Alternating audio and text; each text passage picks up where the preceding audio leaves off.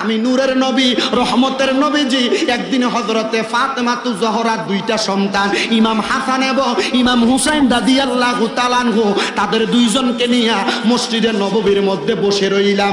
এমন টাইমে আমার আল্লাহ তাআলার পক্ষ থেকে হযরতে জিবরাইল ফেরেশতা আইসা আমি দয়াল নবীরে ডাক দিয়া কয়, নবী গো, নবী গো, ইয়া রাসূলুল্লাহ, ইয়া হাবিবাল্লাহ, নবী গো, আমার আল্লাহ খবর দিছে আপনার দুই রান মুবারক, দুই উরু মুবারকের মধ্যে আপনার যেই দুইটা নাতি দেখা যায়, হাদিস শরীফে তাদেরকে ইবনে ইবনে ইবনা বলা হয়েছে, নবীর ছেলে বলে সম্বোধন করা হয়েছে। ইয়া রাসূলুল্লাহ, আপনার দুইটা নাতিকে আল্লাহ তাআলা নিয়ে যাইব। নবী গো, আপনার দুইটা নাতির মধ্যে হযরত ইমাম হুসাইন রাদিয়াল্লাহু তাআলা আনহু, যাকে আপনি নবী যুবকদের সরদার বলে ঘোষণা করেছেন, ইয়া রাসূলুল্লাহ, ওই হুসাইন রাদিয়াল্লাহু তাআলা আনহু রে কারবালার ময়দানে ওই দুষ্ট পাপাচার ইয়াজিদেরা কতল করে দিব। নবী গো, ইয়া রাসূলুল্লাহ, ও মায়ার নবী, এদের কতল আপনি নবী সহ্য করবেন না। তখন আপনি দয়াল নবী দুনিয়ার রওজা, দুনিয়ার জমিনে থাকবেন না, আপনি নবী আপনার রওজা আথারের মধ্যে থাকবেন। আমার দয়াল নবী এই কথাটা শোনার পরে আমার নূরের নবীজি হযরত ইমাম হুসাইন রাদিয়াল্লাহু তাআলা আনহু রে ওনার সামনে আইনা আমার নবীজি তার গলা মুবারকের মধ্যে চুম্বন করতেছে। এমন টাইমে খাতুনে জান্নাত হযরতে ফাতেমাতু জোহরা আমার দয়াল নবীর সামনে দিয়ে হাইটা যাইতেছে। নবীজির দিকে তাকাই দেয়, তাকাইয়া দেখলেন আমার দয়াল নবী ইমাম হুসাইনের গলা মুবারকের মধ্যে চুম্বন করতেছে। হযরতে খাতুনে জান্নাত ফাতেমাতু জোহরা রাদিয়াল্লাহু তাআলা আনহা ডাক দিয়া কয়, নবী গো, ইয়া রাসূলুল্লাহ, ইয়া হাবিবাল্লাহ, নবী গো, আপনি দয়াল নবী প্রত্যেকদিন দেখি হযরত ইমাম হুসাইনের ঠোঁট মুবারকের মধ্যে চুমা দেন, হযরত ইমাম হুসাইনের কপাল মুবারকের মধ্যে চুমা দেন, কিন্তু আজকে কেন আপনি দয়াল নবী ইমাম হুসাইনের গলা মুবারকের মধ্যে চুমা দিলেন?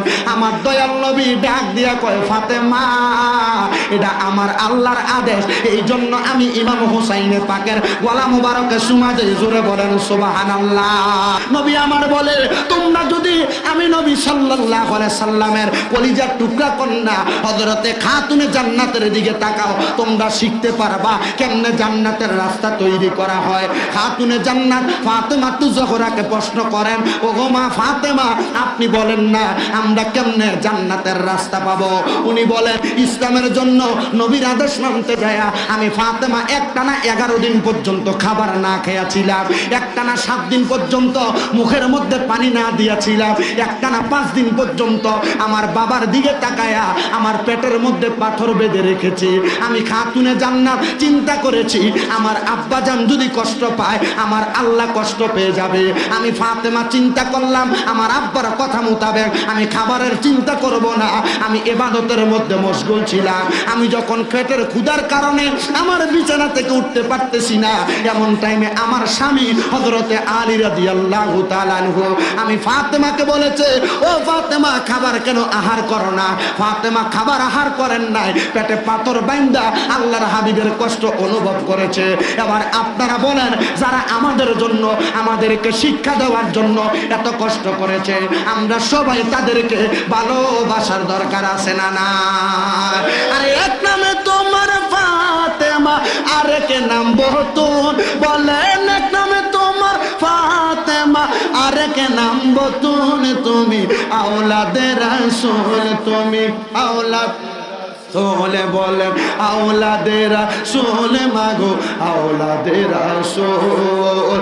এক নামে তোমার ফাতেমা, আরেকে নাম বতুন, বলেন এক নামে তোমার ফাতেমা, আরেকে নাম বতুন, তুমি আওলাদে রাসূল, মাগো সোল, তুমি আওলাদে রাসূল, মাগো তুমি আহালে বায়াত, মাগো আহালে বায়াত, তোমার জন্য, তোমাদের জন্য কোরআনের আয়াত, তুমি আহালে বায়াত, মাগো আহালে বায়াত, তোমার জন্য নাজিলে হলো কোরআনের আয়াত। আরে তুমি, তোমরা সবাই মিলে নবী বাগের ফুল, বলেন তুমি, তোমরা সবাই মিলে নবী বাগের ফুল, তুমি আওলাদে মাগো আওলাদে রাসূল তুমি আওলাদে রাসূল মাগো আওলাদে রাসূল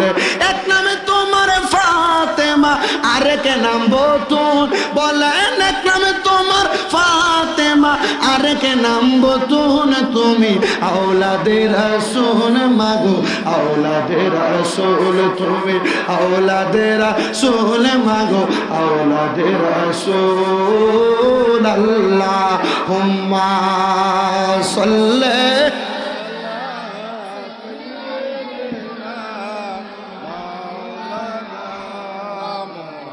ওয়া আলা আলিহি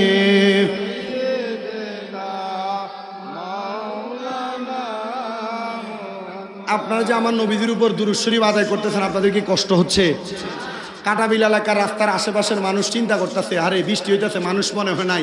আপনাদের এখানে এই প্যান্ডেলটা পুরা মানুষ আছেন এরা জানে না, আপনার যে এখানে এতগুলা মানুষ আছেন এরা জানে না। শুধু একটু মোহাব্বতে মুখের জড়তা ছেড়ে দিয়ে মুখের ভয় ছেড়ে দিয়ে আরে আপনি যদি আজকে মারা যান আগামীকালকে কি আপনার গলার আওয়াজ দিয়ে একবার মা কয়ে ডাক দিতে পারবেন, বাবা কয়ে ডাকতে পারবেন? একটু মোহাব্বতে এমন রসুলের উপর দুরূদ পড়েন যেন আপনি দুনিয়ার জমিন থেকে হাসরের ময়দানে গেলে ভয়ে যখন আপনার কথা আসবে না তখন আপনার পক্ষ থেকে আমার রসুল আপনার উত্তর দিয়ে দিবে। জোরে করি সুবহানাল্লাহ। তো ওই নবীজির পক্ষে একটু ওই নবীজির উপর দুরূদ শরীফ আদায় করেন।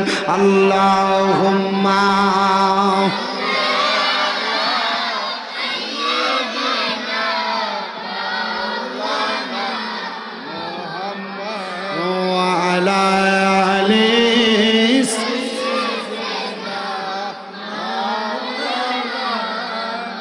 নবীর বংশ আওলাদে রাসূল শহীদ হয় দস্তে কারবালায় তাদের শহীদ মোদের শিক্ষা তাই ভালোবাসো সব জায়গায় আল্লাহুম্মা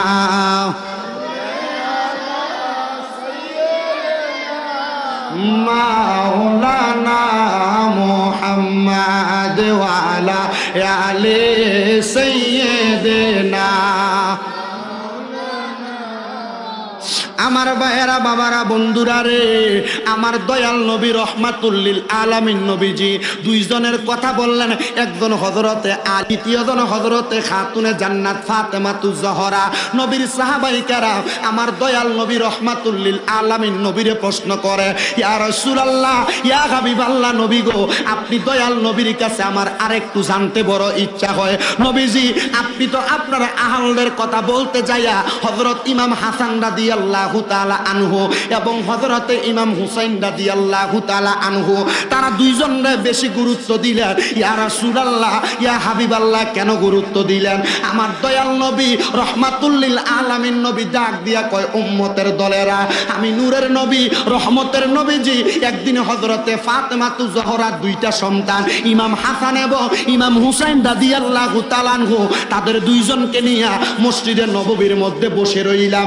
এমন টাইমে আমার আল্লাহ তাআলার পক্ষ থেকে হযরতে জিবরাইল ফেরেশতা আইসা আমি দয়াল নবীরে ডাক দিয়া কয়, নবী গো, নবী গো, ইয়া রাসূলুল্লাহ ইয়া হাবিবাল্লাহ নবী গো, আমার আল্লাহ খবর দিছে আপনার দুই রান মুবারক, দুই উরু মুবারকের মধ্যে আপনার যেই দুইটা নাতি দেখা যায়, হাদিস শরীফে তাদেরকে ইবনে ইবনা বলা হয়েছে, নবীর ছেলে বলে সম্বোধন করা হয়েছে।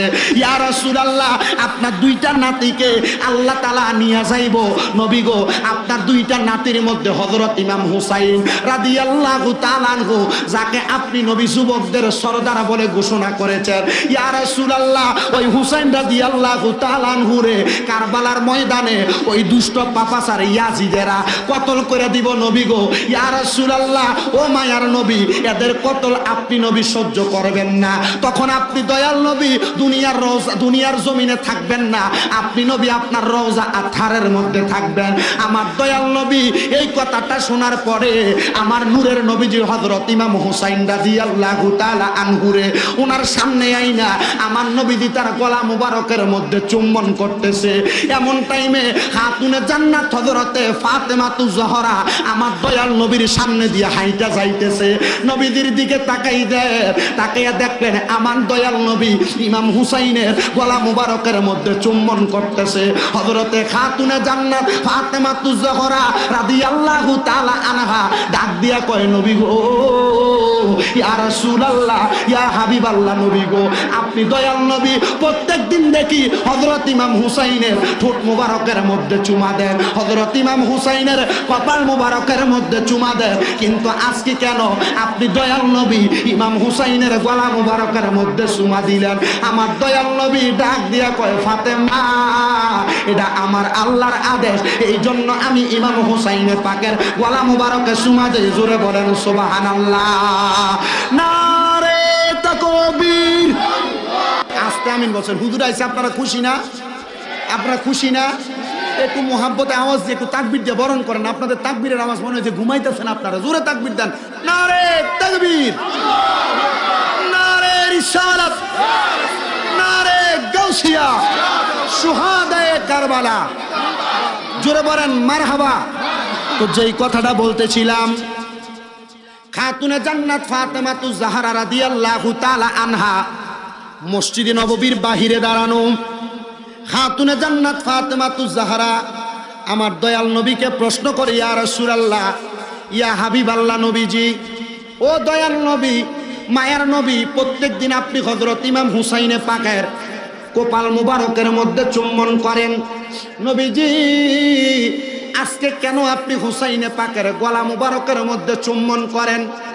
আমার দয়াল নবী রহমাতুল লিল আলামিন নবী ঘোষণা করলেন, খাতুনে জান্নাত ফাতেমা, শোনো রে, আমার হুসাইনে পাক রাদিয়াল্লাহু তাআলা আনহুর এই গলা মুবারকের মধ্যে দস্তে কারবালার মধ্যে ওনার গলা মুবারকের মধ্যে তরবারি চালানো হবে।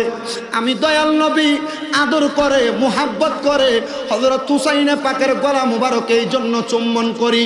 ওই জায়গায় মালিক ইবনে মারওয়ান নামক আল্লাহর হাবিবের একজন আশেক উপস্থিত ছিলেন। উনি নিজে বর্ণনা করে, আমি তাকে দেখলাম মুহাম্মদ সাল্লাল্লাহু আলাইহি ওয়াসাল্লামার চোখ মুবারক থেকে এমন ভাবে পানি মুবারক পড়তেছে, আমার নবীর গাল মুবারক, দাড়ি মুবারক গুলা ভিজে গেছে। নবী আমার ডাক দিয়া কয়, ফাতেমা, আমার হুসাইনে পাককে শুধু এমন ভাবে শাহাদাত করা হবে না, হুসাইনে পাক ওই দস্তে কারবালার জমিনের মধ্যে যখন কতল হবে, শাহাদাত বরণ করবে, হুসাইনে পাক কারবালার ময়দানের মধ্যে 2 রাকাত নামাজ আদায় করবে। দুনিয়ার মানুষ 2 রাকাত নামাজের মধ্যে 4টা সেজদা আদায় করবে। আমার হুসাইন রাদিয়াল্লাহু তাআলা আনহু কারবালার ময়দানে 2 রাকাত নামাজের মধ্যে মাত্র 3টা সেজদা আদায় করবে। নবীজি, ইয়া রাসূলুল্লাহ, ইয়া হাবিবাল্লাহ, হুসাইনে পাকের 2 রাকাত নামাজ দুনিয়ার জমিনের শেষ নামাজটাকে উনি শেষ করতে পারবে না। আমার নবীজি ঘোষণা করলেন, খাতুনে জান্নাত ফাতেমা হুসাইনে পাকের বাকি একটা সেজদা সে দুনিয়াতে দিবে না। একটা সেজদা কাল ময়দানে মাশরে আমার আল্লাহ তাআলার কুদরতি কদমের মধ্যে আদায় করবে। ওই কুদরতি কদমে সেজদা দেওয়ার পর হুসাইনে পাক রাদিয়াল্লাহু তাআলা আনহু ততক্ষণ ওনার মাথা মোবারক উঠাইবেন না যতক্ষণ পর্যন্ত আমার আল্লাহ তাআলা হুসাইনে পাকের কলিজার টুকরা নানা ওনার মুহাম্মাদুর রাসূলুল্লাহ সাল্লাল্লাহু আলাইহি ওয়াসাল্লাম নবীজির উম্মতদেরকে জাহান্নাম থেকে জান্নাত পর্যন্ত নিয়ে যাও। ও বন্ধু, আজকে কাটাবিলের যুব সমাজ এলাকাবাসীরা কাটাবিল হাবির পুকুর পার কবরবাসীর স্মরণে প্রতি বছরের ন্যায় আজকে সুহাদে কারবালার মাহফিল হযরতে হুসাইনে পাক রাদিয়াল্লাহু তাআলা আনহুর স্মরণে জান্নাতের বাগান সাজাইছে। আমি জানতে চাই এই মাহফিলের উসিলায় আমার আল্লাহ চাইলে আমাদের জীবনের গুনাহ মাফ করতে পারে কি পারে না? মুআজ্জাজ সদরে মুহতারাম, আজকে মাহে মুহররম, সুহাদে কারবালা এবং কাটাবিল হাবির পুকুর পার যাব না, সরাসরি ধারাবাহিক আলোচনার মধ্যে চলে যাব। আমাকে কবরস্থান কমিটির সেক্রেটারি মহোদয় উনি বলেছেন, হুজুর, আপনার আলোচনার ধারাবাহিকতার মাঝখানে শুরু থেকে আপনি একটু শিরিকের ব্যাপারে কথা বলবেন। বর্তমান সমাজে শিরিকের ব্যাপারে কথা বলার জন্য যদি চেষ্টা করা হয়, আগে সর্বপ্রথম মানুষের শিক্ষার দিক বিবেচনা করা লাগবে। কারণ বর্তমান জামানার মধ্যে যে মানুষগুলা শিরিকের সাথে সম্পৃক্ত, এই মানুষগুলা শিক্ষিত মানুষ না, 100% মূর্খ, কারণ তারা শিরিকের ব্যাপারে কোনো ধারণাই রাখে না। বলে হুজুর কেন? আগে শুনেন, শিরিক শব্দটার বাংলা অর্থটা আল্লাহ তাআলার কোরআনুল কারীম এবং রাসূল পাক সাল্লাল্লাহু আলাইহি ওয়াসাল্লামার হাদিসে মুবারাকাকে জাস্টিফাই করে মুহাদ্দিসিনে কেরাম মুহাক্কিক আলেমগণ শিরিকের একটা অনুবাদ করতেছেন। শিরিক শব্দের 1 নাম্বার বাংলা অর্থ হলো অংশীদার করা, আর একটা অর্থ হলো শিরিক শব্দের অর্থ সাদৃশ্যপূর্ণ মনে করা, শিরিক শব্দের অর্থ আল্লাহর সঙ্গে অংশীদার করা। এবার আসেন শিরিক শব্দটার পারিভাষিক সংজ্ঞার দিকে যাই। শিরিক শব্দের পারিভাষিক সংজ্ঞা, শিরিক কাহাকে বলে? শিরিক বলা হয় ওইটাকে মহান আল্লাহ তাআলার জাত এবং সিফতের সঙ্গে দুনিয়ার কোন খালেক মানে মাখলুকাতের সাথে কেউ যদি কোনো উদাহরণস্বরূপ তুলনার সাথে তুলনা করে তাহলে এটা হবে শিরিক। এবার আমার আল্লাহ তাআলার সাথে আপনি কিভাবে শিরিক করতেছেন শুনবেন। আল্লাহ ছাড়া দুনিয়ার মুসলমান জাতিকে কেউ কোনো কিছু দিতে পারে না, তবে হ্যাঁ আমার আল্লাহ তাআলা আমাদেরকে দেয়। আল্লাহ তাআলা আমাদের সৃষ্টিকর্তা, আল্লাহ ছাড়া আমাদের কোনো সৃষ্টিকর্তা নাই। আল্লাহ ছাড়া কাউকে কোনোভাবে কোনোদিন সেজদা করা যাবে না, আল্লাহ ছাড়া কারোর কাছে মাথা অবনত করা যাবে না। এটা যদি করা হয় তাহলে শিরিক হয়ে যায়। এজন্য মুসলমান আপনাদের সবার কাছে আবদার, আপনারা এমন শিরিক থেকে বেঁচে থাকার চেষ্টা করবেন। বলে হুজুর শিরিকের কয়েকটা সাধারণ উদাহরণ আমি আপনাদেরকে দিয়ে দেই।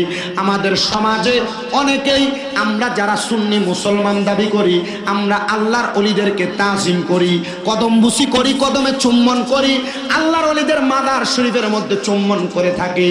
কিন্তু অনেকে আবেগের বশত কপালটারে যায় ওই জায়গায় ঠেকিয়ে দেয়।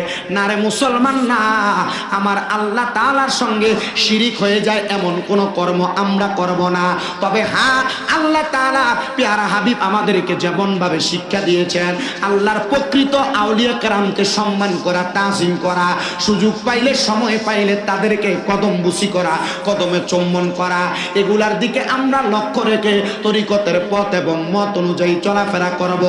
আসেন বাবাজিরা, বন্ধুরা, আল্লাহ তাআলার কোরআনুল কারীমের মধ্যে আমার আল্লাহ তাআলা কি ঘোষণা করেছে আমি আপনাদেরকে একটু সহজ সরল ভাষায় বুঝাইতে চাই। আমার আল্লাহ তাআলা কোরআনুল কারীমে বলে, লা ইউকাল্লিফুল্লাহু নাফসান ইল্লা উসআহা। জবান খুলে উচ্চ কণ্ঠে জোরে জোরে পড়েন আল্লাহু আকবার। আমার আল্লাহ তাআলা বলেন, আমি আল্লাহ কারোর সাধ্যের বাহিরে কোনো কিছু তার উপরে চাপাইয়া দেই না। আমার আল্লাহ কেন এই আয়াত নাজিল করলেন? আমার আলা হযরত ইমামে ইশকে মুহাব্বত ইমাম আহমদ রেজা খান ফাজিলে বেরলভী ওনার তাফসিরে কানজুল ঈমানের মধ্যে, হযরতে আহমদ ইয়ার খান নঈমি রাহমাতুল্লাহ আলাইহি ওনার তাফসিরে নুরুল ইরফানের মধ্যে সুন্দর করে ঘোষণা করে, ও দুনিয়ার মানুষ, তুমি যা কিছুর যোগ্য আমার আল্লাহ তোমাকে তা প্রদান করে, তুমি যা বহন করতে পারবা আল্লাহ তোমাকে তা প্রদান করে। হুজুর কিভাবে? ও মুসলমান, আমাদের সমাজের মধ্যে মানুষ বিভিন্ন পর্যায়ে বিভিন্নভাবে সম্পদের মালিক। কেউ সামান্য টিনের ঘরের মালিক, কেউ একতলা বিল্ডিং এর মালিক, আবার কেউ 4-5-10 তলা বিল্ডিং এর মালিক, কেউ লক্ষ টাকার মালিক, কেউ কোটি টাকার মালিক। আবার এমন অনেক সম্পদওয়ালা আছে যে সম্পদওয়ালা তার নিজের সম্পদের খবরই জানে না, তার কোথায় কত সম্পদ আছে এটার ব্যাপারে সেও জানে না। আপনারা বলেন, কেউকে দুনিয়ার জমিনে অল্প সম্পদ, আবার কাউকে বেশি সম্পদ। এই সম্পদ একজন দান করে, জবান থাকলে জোরে বলেন তিনি কে? আর মুহাব্বতের আওয়াজে বলেন না তিনি কে? এই জন্য সম্পদ থাকার কারণে মানুষ চিন্তা করে, হায় রে আল্লাহ তাআলা আমারে টিনের ঘরে রাখতেছে, আমারে কেন আল্লাহ বিল্ডিং এর মালিক বানায় না? মুসলমান যখনই মনে এমন টেনশন আসবে, চিন্তা করেন আমার ছোট ভাই সে কামাই করে মাসে 10,000 টাকা, আর আমি বড় ভাই হইয়া কামাই করি 5,000 টাকা। আপনি চিন্তা করেন আমার চাইতে বয়সে একটা ছোট ছেলে, সে মাসে কামাই করে 2-3 লক্ষ টাকা, আর আমি মাত্র 12-15 হাজার টাকা বেতনের চাকরি করি। এমন চিন্তা চিন্তা যখন আপনার দিমাগের মধ্যে আসবে, আপনার সেন্সের মধ্যে আসবে, তখন আপনি আল্লাহর ওই আয়াতকে চিন্তা করবেন। আল্লাহ যে বলেছেন লা ইউকাল্লিফুল্লাহু নাফসান ইল্লা উসআহা, আল্লাহ কারোর সাধ্যের বাহিরে কোনো কিছু তারা চাপাইয়া দেয় না। আপনি 15,000 টাকা বেতন সহ্য করতে পারবেন, আপনি 15,000 টাকার বেতনে চাকরি করে আপনি ভালো থাকতে পারবেন। এই জন্য আল্লাহ তাআলা আপনাকে 15,000-এর মালিকই বানাইছে।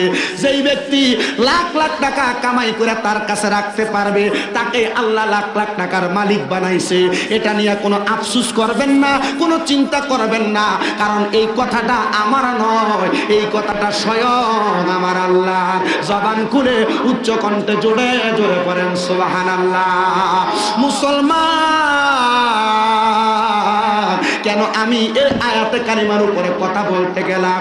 আসেন তাফসিরে জালালাইন শরীফের মধ্যে আল্লামা জালালউদ্দিন সুয়ুতী রাহমাতুল্লাহ আলাইহি এবং জালালউদ্দিন মুহল্লি রাহমাতুল্লাহ আলাইহি এই আয়াতে কারিমার তাফসীর কত সুন্দর করে করেছেন। হযরতে আব্দুল্লাহ ইবনে আব্বাস রাদিয়াল্লাহু তাআলা আনহু এই আয়াতের তাফসীর করতে গিয়ে নবীজির একটা হাদিস তুলনা করেছেন। ও দুনিয়ার মানুষ, নবী সাল্লাল্লাহু আলাইহি ওয়াসাল্লামের উম্মতেরা দুনিয়ার জমিনের মধ্যে যা কিছু পায়, যদি তার মাঝে কোনো বড় বিপদ আপদ চলে আসে, তখন যেন ওই আল্লাহর বান্দাটা ধৈর্য ধারণ করে। ইয়া রাসূলুল্লাহ, ইয়া হাবিবাল্লাহ, ধৈর্য ধারণ করলে কি লাভ হবে? আমার আল্লাহর পেয়ারা হাবিব মুহাম্মদ সাল্লাল্লাহু আলাইহি ওয়াসাল্লাম নবী ঘোষণা করেছে, যদি ধৈর্য ধারণ করে আল্লাহ তাআলা তার সম্পদ বাড়াইবো, তার বিপদ দূর করব।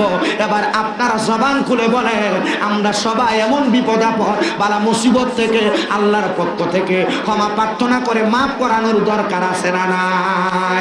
সবাই জবান খুলে জোরে জোরে দরুদ শরীফ পড়েন। আল্লাহুম্মা সাল্লি আলা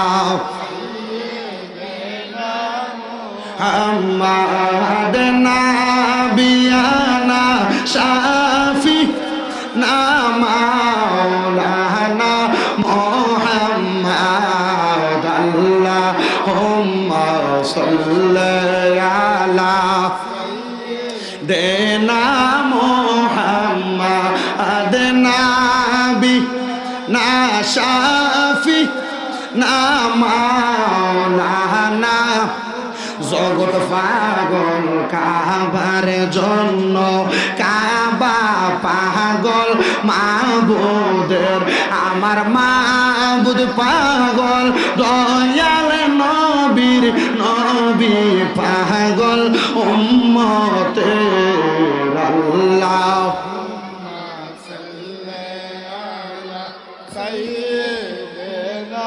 মুহাম্মদ নাবি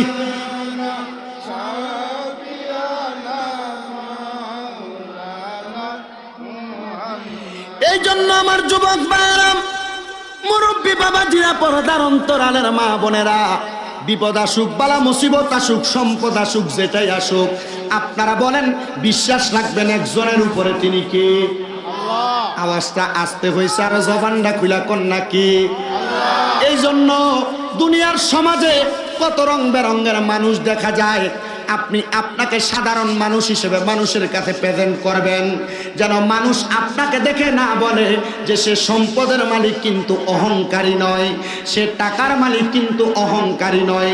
যদি কোনো বিপদ আপদ আসে, বিপদের ভাবসাবটা আপনি আপনার মুখের মধ্যে রাখবেন না। আপনি শুধু চিন্তা করবেন, আপনি যত রকমের বিপদে থাকেন না কেন, মহান আল্লাহর দরবারে আপনি সেজদারত অবস্থায় পড়ে থাকবেন, আমার আল্লাহ তাআলাকে দেখবেন, আমার আল্লাহ তাআলা আপনাকে বিপদ আপদ থেকে মুক্ত করে। বলে হুজুর কেমন করে করে? আমি আপনাদেরকে ছোট্ট একটা উদাহরণ যদি দেই আপনারা বুঝতে পারবেন।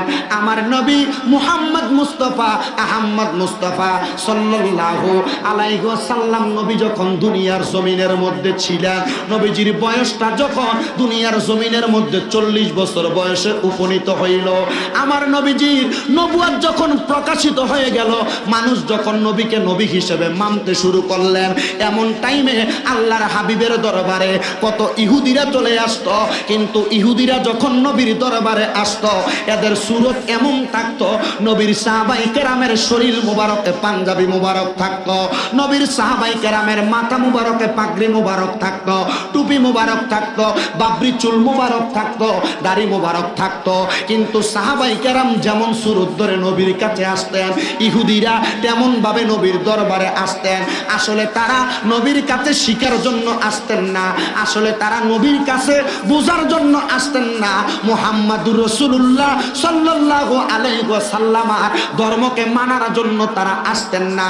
তারা আসার কারণ ছিল মুহাম্মদ সাল্লাল্লাহু আলাইহি সাল্লাম কি বলে, মুসলমানের নবী কি বলে, ওনার কথাটাকে ইন্ডিকেট করে ওনার বিরুদ্ধে একজনকে লাগিয়ে দেওয়ার জন্য আল্লাহর হাবিব একদিন সব সাহাবায়ে কেরামকে উদ্দেশ্য করে বক্তব্য প্রদান করে, ও আমার সাহাবায়ে কেরাম, আমি দয়াল নবী তোমাদের কাছে দুইটা জিনিস রেখে যাচ্ছি।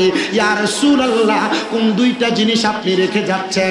নবী আমার বলে, এক নাম্বার হলো আল্লাহ তাআলার কোরআনকে আমি তোমাদের কাছে রেখে যাচ্ছি, আর দুই নাম্বার আমার আহালকে তোমাদের কাছে রেখে যাচ্ছি। ইয়া রাসূলুল্লাহ, ইয়া হাবিবাল্লাহ, আল্লাহর কোরআন রেখে যাচ্ছেন এবং আপনার আহালকে রেখে যাচ্ছেন, এই দুইটা আমাদের কি উপকারে আসবে? নবী আমার আল্লাহর কোরআন থেকে বলতেছেন, হুদাল্লিল মুত্তাকিন, তোমাদের মুত্তাকি যারা তাদের জন্য পথ প্রদর্শক হবে এই কোরআন। শোনো মুসলমান, এই কোরআন তোমাদের জন্য পথ প্রদর্শক হবে। ইয়া রাসূলুল্লাহ, এবার আপনি বলেন না, আপনার যারা আহাল, আপনার যারা পরিবার, এদেরকে কেন আপনি রেখে যাচ্ছেন? নবী বলেন না। নবী আমার বলে, দুনিয়ার জমিনের মধ্যে একটা নদীর সামনে যখন কোনো মানুষ হাজির হয়ে যায়, নদীটা পারাপার করার জন্য যদি সে তার শরীরকে ভিজা না বানাইতে চায়, তাহলে ওই মানুষটা নদী পারাপারের একটা মাধ্যম ব্যবহার করে, নৌকা। নদী পারাপারের একটা মাধ্যম ব্যবহার করে একটা স্টিমার অথবা ট্রলার। আল্লাহর হাবিব ঘোষণা করে, ওই মানুষটা যেমন ভাবে নদী পারাপারের জন্য একটা নৌকা ব্যবহার করে, আমার আহাল যারা, আমার পরিবার যারা, তারা হইল তোমাদের ফুলসেরাত পার হওয়ার তরী, ফুলসেরাত পার হওয়ার নৌকা। ইয়া রাসূলুল্লাহ, এখনো পর্যন্ত বুঝলাম না। এই হাদিসের ব্যাখ্যা দেখলাম, আল্লাহর হাবিব সাল্লাল্লাহু আলাইহি সাল্লাম বলেছে, নবীর যারা পরিবার, নবীর যারা আওলাদ, নবীর যারা বংশধর, এদেরকে যারা ভালোবাসবে, এদেরকে যারা মুহাব্বত করবে, এদের ভালোবাসা মুহাব্বত অন্তরে থাকার কারণে আল্লাহ তাআলা আপনাকে আমাকে জান্নাতের মধ্যে পৌঁছায়া দিবে। কবর থেকে জান্নাত পর্যন্ত মধ্যখানে যত জায়গা, ওই জায়গাগুলো আল্লাহ তাআলা আমাদের জন্য সহজ করে দিবে। হুজুর, আল্লাহ যে সহজ করে দিবে, আমি তো ওই সহজ রাস্তাটা পাইতেছি না। নবী বলতেছেন, ওই সহজ রাস্তাটা পাওয়ার জন্য তোমরা, আমার আহালরা, আমার পরিবারটা যেই পথে চলেছে, তোমরা সেই পথে চলাফেরা করার চেষ্টা করো। হুজুর, কেমনে চেষ্টা করব? আপনার আহাল কেমনে চলাফেরা করেছে? বলে, যদি আমার আহালের চলাফেরার দিকে তোমরা লক্ষ্য করতে চাও, এক নাম্বার, আমি নবীজির কলিজার টুকরা সাহাবী, ইসলামের চতুর্থ খলিফা হযরতে আলী ইবনে আবি তালিবের দিকে তোমরা তাকাও। নবীজি কেন? হযরতে আলী ইবনে আবি তালিব, আমি নবীকে যখন ভালোবেসেছে তার মাঝে কোনো স্বার্থ ছিল না। আলী ইবনে আবি তালিব, আমি নবীকে মুহাব্বত করেছি ইসলামের জন্য। আলী রাদিয়াল্লাহু তাআলা আনহু, আমি নবীকে ভালোবাসছে দুনিয়ার জন্য না। হযরত আলী, আমি নবীকে ভালোবাসছে দুনিয়ার জমিনে এমন ভাবে, হযরত আলী নামাজে দাঁড়াইতেন, হযরত আলীর পা মুবারকের মধ্যে তীর ঢুইকা যাইতো, হযরত আলী টের পাইতেন না, উপশব্দ করতেন না। আলীকে প্রশ্ন করা হয়, ও হযরতে মওলা আলী, আপনি কেন নামাজের মধ্যে একবার উপশব্দ করলেন না? উনি বলেন, আল্লাহর হাবিব তো আমার আদেশ করেছে এমন ভাবে নামাজ পড়বা যেন তুমি তোমার মাওলার সঙ্গে কথা বলতেছ। নবীজি গো, আমি তো আমার মাওলার সঙ্গে কথা বলতে পারি না, আমার মাওলা তো আমার সঙ্গে কথা বলে না। বলে, তাইলে শোনো, এমন ভাবে আদায় করো নামাজটা যেন তোমার মাওলা তোমার দেখতেছে। এ জগৎবাসী, আমি আলী যদি একবার উপশব্দ করি আর আমার মাওলা যদি আমাদের নামাজের বিঘ্নতা দেখে, না না না, মানতে পারি না, মানতে পারি না। আমার নামাজের মধ্যে খুশু এবং খুশু আছে, একাগ্রতা আছে। আল্লাহর কসম, আমি নামাজ আদায় করার সময় চিন্তা করি, আমি এমন ভাবে নামাজ পড়বো, দুনিয়ার জমিন থেকে শাহাদাত বরণ করার পর, ইন্তেকাল করার পরে, যখন আমি রওজায়ে আতহারে রাসূলুল্লাহ সাল্লাল্লাহু আলাইহি ওয়াসাল্লামের সাথে মুলাকাত হবে, আমি আমার নবীকে বলতে পারবো, ইয়া রাসূলুল্লাহ, ইয়া হাবিবাল্লাহ, নবী গো, আপনার কথা মোতাবেক আমি নামাজের মধ্যে দাঁড়িয়েছিলাম, একটা বার উফ শব্দ করি নাই। মাওলা আলী আমাদেরকে এমন ভাবে শিক্ষা দিয়েছেন, মালিকিস সামাওয়াতি ওয়াল আরদি আসসালাতু ওয়াসসালামু আলা রাসূলিহি মুহাম্মাদিন সাল্লাল্লাহু আলাইহি ওয়াসাল্লাম আল্লাযী আরসালাহু বিল হাক্কি বাশীরা ওয়া নাযীরা ওয়া দাঈয়ান ইলাল্লাহি বিইذনিহি ওয়া সিরাজা ওয়া কমারাম মুনীরা। একটা জবানও কেউ বন্ধ রাখবেন না, সবাই জবান খুলে উচ্চ কণ্ঠে জোরে জোরে পড়ে না, ও বিল্লাহি মিনাশ শাইতানির রাজিম বিবারাকাতি বিসমিল্লাহির রাহমানির রাহিম ওয়া'বুদুল্লাহা ওয়া লা তুশরিকু বিহি শাইআন ওয়া বিল বিহি ওয়া মা'শুকিহি মুখবিরান ওয়া আমিরা ইন্নাল্লাহা ওয়া মালাইকাতাহু ইউসাল্লুনা আলান নাবিয়্যি ইয়া আইয়ুহাল্লাযীনা আমানু সাল্লু আলাইহি ওয়া সাল্লিমু তাসলিমা। আল্লাহুম্মা সাল্লি, স্পিকারে সব বন্ধ, ডাইরেক্ট সাউন্ড, মাওলানা মুহাম্মদ ওয়া আলা আলি সাইয়্যিদিনা।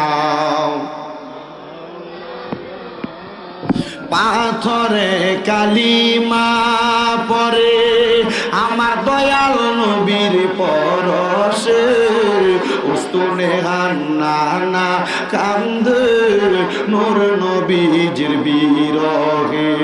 নবীজির আঙ্গুলের ইশারায় চন্দ্র দুই ভাগ হয়ে যায়, ওই নবীজি কান্দন শুয়ে সোনার মদিনায়। আল্লাহুম্মা সাল্লি, মুহাব্বতের আওয়াজে জবান খুলে জোরে জোরে পড়েন, মাওলানা মুহাম্মদ ওয়া আলা আলি সাইয়্যিদিনা। আমার মুসলমান ইমানদারের দলেরা, হে আজকে কাটাবিল হাবির পুকুর পার কবরবাসীর স্মরণে মাঘে মুহররম সুহাদে কারবালার তৃতীয় বাৎসরিক ওয়াজ দোয়ার মাহফিল আগন্তুক আমার বন্ধুরা, আপনারা কেউ জবানটাকে বন্ধ রাখবেন না, আপনারা জবান খুলে মুহাব্বতের আওয়াজে পড়েন, আমার নবী মুহাম্মদ মুস্তাফা আহমদ মুস্তাফা সাল্লাল্লাহু আলাইহি ওয়াসাল্লাম নবী, যেই নবীকে না বানাইলে আল্লাহ আসমান জমিন চন্দ্র সূর্য গ্রহ নক্ষত্র কোনো কিছু বানাইতেন না, ওই নবীর উপর দুরূদ শরীফ আদায় করলে লাভ আছে না নাই? মুহাব্বতের আওয়াজে বলেন না বাবা, লাভ আছে না নাই? আপনারা মনোযোগ দিলে বুঝতে পারবেন। ছোট্ট একটা ঘটনার মাধ্যমে আমি আপনাদেরকে বোঝানোর চেষ্টা করি। আল্লাহ তাআলার প্যারা হাবিবের বড় একজন আশিক ছিলেন, যার নাম ছিল হযরতে হাবিব আফিন্দি রহমতুল্লাহ আলাইহি, যিনি ইরাকের জমিনে বসবাস করতেন। হযরতে হাবিব আফিন্দি রহমতুল্লাহ আলাইহি উনি বলে, ইরাকের বাদশাহীর দায়িত্ব আমি যখন পালন করতেছিলাম, এমন টাইমে আমার কাছে কত মানুষ আসা যাওয়া করত, কিন্তু আমি বাদশা কোনোদিন কারোর কাছে এক টাকা ঋণগ্রস্ত ছিলাম না। ও হাবিব আফিন্দি, কেন আপনি এই কথা বলতেছেন? হাবিব আফিন্দি বলে, একদিন আমার সামনে একজন আমার এলাকার স্বর্ণকার আমার সেনাপতির কাছে আইসা আবদার জানাইলো, ওগো বাদশাহ, ও বাদশার সেনাপতি, আপনার বাদশার কাছে হাবিবা ফিন্দির কাছে আমি অল্প কিছু দেওনা পাওনা আছে, আপনার বাদশাকে বলেন আপনার বাদশাহ যেন তার দেওনা পাওনাগুলো সমাধান করে দেয়। ওই সেনাপতি আইসা হযরতে হাবিবা ফিন্দির কাছে বলেন, ও হযরতে হাবিবা ফিন্দি, ও ইরাকের বাদশাহ, আপনার কাছে আমার আবদার হলো, আমাদের এলাকার আমাদের রাজ্যের একজন স্বর্ণকার নাকি আপনার কাছে একটু পাওনা আছে, আপনি যদি তার পাওনাটা সমাধান করে দেন, ঋণটা পরিশোধ করে দেন, তাহলে কেউ আপনার মুখের উপর জবানের উপর আঙ্গুল তুলে কথা বলবে না। হযরতে হাবিবা ফিন্দি রহমাতুল্লাহ আলাই ওই ইরাকের বাদশা ডাক দিয়ে বলে, তাকে আমার সামনে আনো, তাকে জিজ্ঞাসা করো সে আমার কাছে কি পাওনা।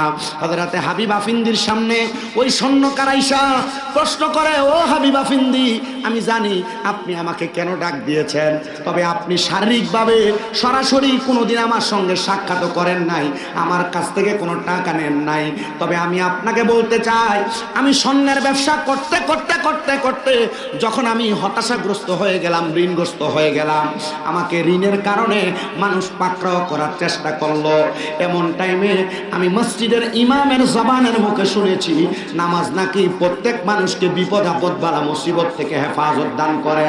হাবিবা ফিন্দি, এই জন্য আমি একটানা 3 মাস পর্যন্ত আল্লাহর দরবারে নামাজের সেজদারত অবস্থায় ছিলাম, আমার আল্লাহ তাআলার কাছে কান্না করতে লাগলাম, ও মনিব মাওলা, পরওয়ারদিগারে আলম, আমার জীবনের মধ্যে যত ইনকাম ছিল কোনো ইনকামের টাকা পয়সা আমার কাছে নাই, তবে ঋণের কারণে আপনার ইবাদত আমি ঠিক মতো করতে পারতেছি না, আল্লাহ আপনি আমার রহম করেন, দয়া করেন। আমি জানতে চাই কাটাবিলের জান্নাতের বাগান মাহফিলের বাবারা, আমার আল্লাহর কাছে বান্দা যদি চোখের পানি ফালাইয়া ক্ষমা প্রার্থনা করে, আল্লাহর কাছে দয়া কামনা করে, আমার আল্লাহ বান্দাকে দয়া করতে পারে কি পারে না?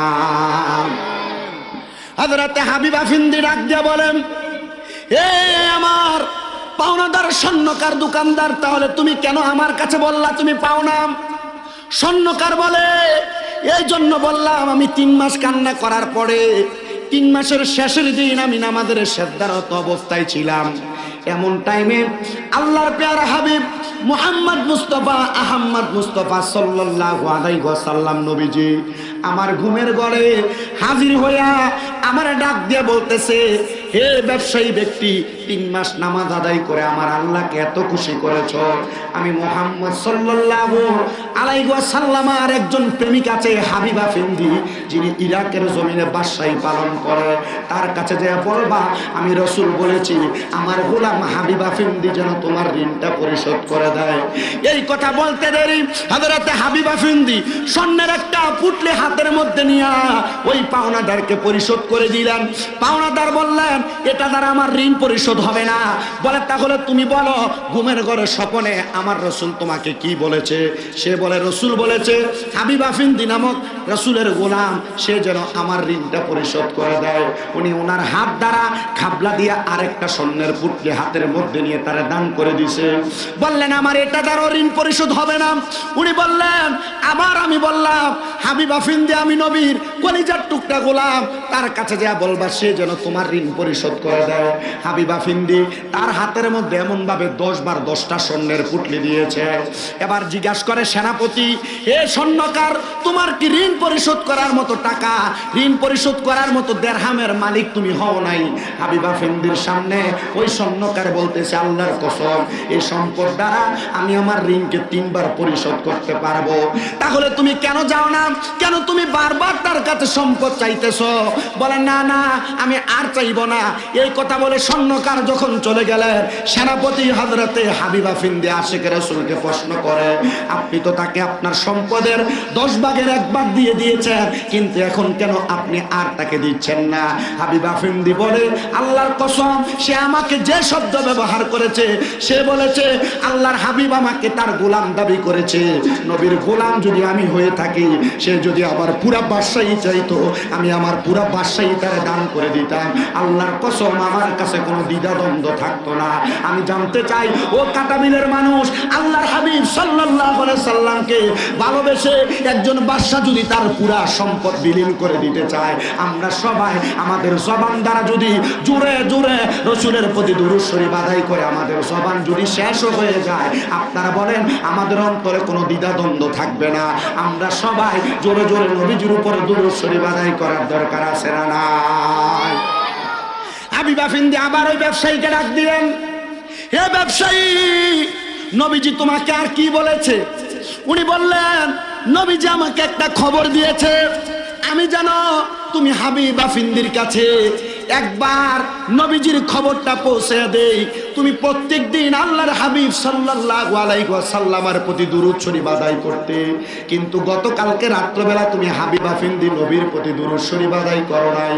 এই জন্য আমার রাসূল সাল্লাল্লাহু আলাইহি ওয়াসাল্লাম জানিয়ে দিয়েছে যে যেন তুমি দুনিয়ার জমিন থেকে ইন্তেকাল করার আগে একটা রাত্র কেন নবীজির উপরে দুরূদ শরীফ আদায় করলে না? সেনাপতি প্রশ্ন করে, হুজুর আপনি কি আসলে গতকালকে রাত্রবেলা দুরূদ শরীফের আমল করেন নাই? উনি ডাক দিয়ে বলেন, না না না, আমি রাত্রবেলা দুরূদ শরীফের আমল করতে পারি নাই। সারা দিন পর্যন্ত রাজত্বের মধ্যে সেনাপতির দায়িত্ব পালন করার পরে আমি দুরূদ শরীফ আদায় করতে ভুলে গিয়েছিলাম। আমি বুঝতে পারি নাই মুহাম্মাদুর রাসূলুল্লাহ সাল্লাল্লাহু আলাইহি ওয়াসাল্লাম নবী আমার দুরূদ শরীফের আওয়াজ শোনার জন্য আমাকে এমন ভাবে খবর পাঠাইবেন। চিন্তা করেন, যেই ব্যক্তি প্রত্যেকদিন আল্লাহর হাবিব সাল্লাল্লাহু আলাইহি ওয়াসাল্লামের প্রতি রেগুলার দুরূদ শরীফ আদায় করে, আমার রাসূল তাকে চিনেন, আমার রাসূল তার পরিচয় জানেন, তার পিতার পরিচয় জানেন, কোন স্থান থেকে বসে কোথায় বসে নবীজির উপরে দুরূদ শরীফ আদায় করে, আমার রাসূল সেই পরিচয় পর্যন্ত জানে। আল্লাহুম্মা আমিন, আল্লাহুম্মা আমিন, আলহামদুলিল্লাহি রাব্বিল আলামিন, আসসালাতু ওয়াসসালামু আলা রাসূলিহিল কারীম, রব্বানা ফাগফির লানা যুনুবানা ওয়া কাফির আন্না সাইয়্যাতিনা ওয়া তাওয়াফানা মাআল আবরার। ইয়া ইলাহি রহম ফরমা, মুস্তাফা কি খুলে দে দরওয়াজায়ে रहमत गादा की वास्ते, या इलाही रहम फरमा मुस्तफ़ा की वास्ते, खुले दे दरवाजाए रहमत गादा की वास्ते। मबूदो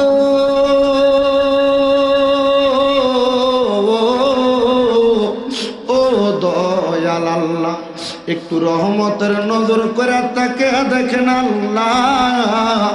পবিত্র মাহে মুহররম, সুহাদায়ে কারবালা, কাটাবিল হাবির পুকুর পার কবরবাসীর স্মরণে এই এলাকার আমার দাড়ি পাকা মুরব্বী বাবারা, যুবক নওজোয়ান ভাইয়েরা, ছোট্ট ছোট্ট মাসুম বাচ্চারা সহ এলাকাবাসীর সুন্দর সহযোগিতায় তৃতীয় বাৎসরিক ওয়াজ দোয়ার মাহফিল সাজাইয়া মাহফিলের প্রারম্ভিকার লগ্নে আমার সঙ্গে কতগুলা দাড়ি পাকা মুরব্বী বাবারা, যুবক নওজোয়ান ভাইয়েরা, ছোট্ট ছোট্ট মাসুম বাচ্চারা, পর্দার অন্তরালের আমার মা বোনেরা সহ আল্লাহ তোমার শাহিন শাহী পাক দরবারে গুনাহগার কাঙ্গালের বেশে দুইখানা হাত বাড়াইছে আল্লাহ।